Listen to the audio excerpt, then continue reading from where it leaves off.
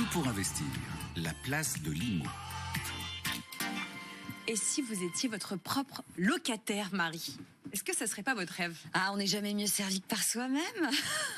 Ça va être l'objet de cet édito de Stéphane Descartiers que nous accueillons. Bonjour Stéphane. Bonjour Lorraine, bonjour Marie, bonjour à tous. Dirigeant de SD Conseil et Formation.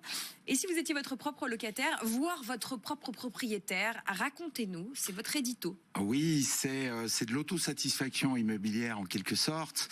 C'est la possibilité, parce que si vous voulez investir, mais en même temps vous avez peur un peu des aléas locatifs, ou vous voulez vendre mais pas trop, vous voudrez bien vendre et toucher le fruit de la vente tout en restant propriétaire, il y a des solutions. Il y a des solutions, alors notamment comment être son propre locataire.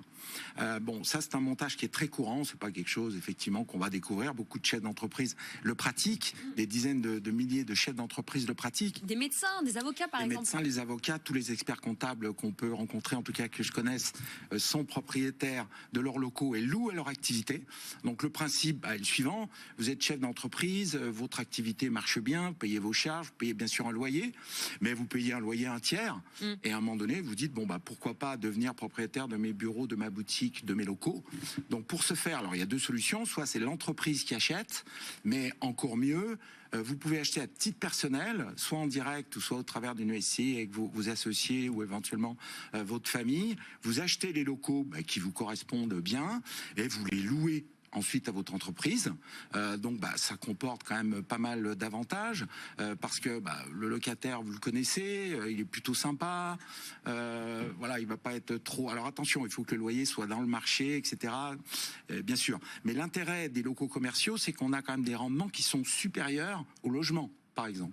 Les locaux commerciaux, on arrive sans trop de problème à trouver du 6-7%. Donc, je vais vous interrompre quand même, parce qu'on va parler à tous ceux qui nous écoutent et qui nous regardent et qui se posent la question de l'intérêt de la chose. Oui. Vous nous avez parlé du fait qu'on connaît le locataire. Ok, ça, on a bien compris le système. Mais on imagine qu'au-delà de ça, moi, je réfléchis bêtement. Je me dis, en même temps, je vais payer le bien immobilier. Oui. Je vais rembourser un crédit éventuel derrière. En tout cas, je vais payer le bien immobilier au démarrage. Si en plus, je suis la même personne qui va devoir verser un loyer pour m'auto-rembourser, quel est l'intérêt pour moi? L'intérêt, c'est plutôt que de payer des loyers à un tiers et à fond perdu, entre guillemets, c'est de capitaliser en tant que personne physique ou au travers d'une SCI et de se verser, que l'activité vous verse des loyers et de cette façon, vous constituez un patrimoine personnel sans aucun problème. Il faut que le loyer soit dans le marché et c'est ce que je disais tout à l'heure. L'intérêt des activités commerciales, c'est que les rendements sont plus élevés que sur le logement. Pourquoi? Parce qu'il y a une prime de risque. Notamment parce que les locaux commerciaux, vous avez plus de vacances, vous avez des risques d'impayés, il n'y a pas d'assurance loyer impayé pour les locaux commerciaux, etc. Mais là, le risque, en fin de compte, comme c'est vous-même le locataire, il est effectivement un peu plus contenu.